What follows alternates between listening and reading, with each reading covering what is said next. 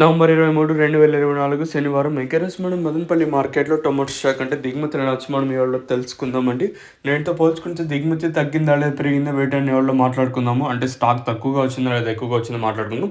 ఎందుకంటే మామూలుగా శనివారం మనం దిగుమతుల గురించి నేను కొత్తగా పెద్దగా చెప్పాల్సిన అవసరం లేదు. ఎందుకంటే నాకంటే మీకే బాగా ఐడియా ఉంది. మామూలుగా శనివారం అనేది స్టాక్ అనేది ఎప్పుడు తక్కువగా వస్తుంటది.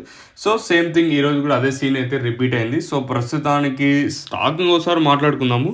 నేటితో పోల్చుకుంటే దిగుమతి అయితే తగ్గింది. మనం ఇంకా టీవీఎస్ మండి లైన్ మాట్లాడుకుంటే దిగుమతి అయితే తగ్గింది. అలాగే జీపీఆర్ మండి లైన్ మాట్లాడుకున్నా కూడా నేటితో పోల్చుకుంటే దిగుమతి అయితే తగ్గింది. ఓవరాల్గా ఇప్పుడు స్టార్టింగ్ మండి అలాగే పాతాళం ఓవరాల్గా మార్కెట్ మొత్తం తీసుకున్నట్టయితే నేటితో పోల్చుకుంటే దిగుమతి అయితే తగ్గింది. మరి చూద్దాము ఈ ప్రైస్ అంటే ధరలు అనేది ఏ విధంగా వెళ్తే చూడాలి. మామూలుగా శనివారం తక్కువగా వస్తుంటే సేమ్ అదే సీన్ అయితే రిపీట్ అయింది. మరి అంటే ధరలు అనేది ఫాస్ట్ ఉంటుందా లేదా స్లో ఉంటుందో లేదా చూడాలి.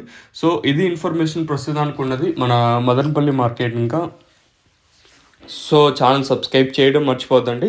అలాగే లైక్ చేయడం మాత్రం మర్చిపోద్దండి. మీ కుడి చేతి పక్కనే సబ్స్క్రైబ్ బటన్ ఉంటుంది. అలాగే ఎడమ చేతి పక్కనే లైక్ బటన్ ఉంటుంది.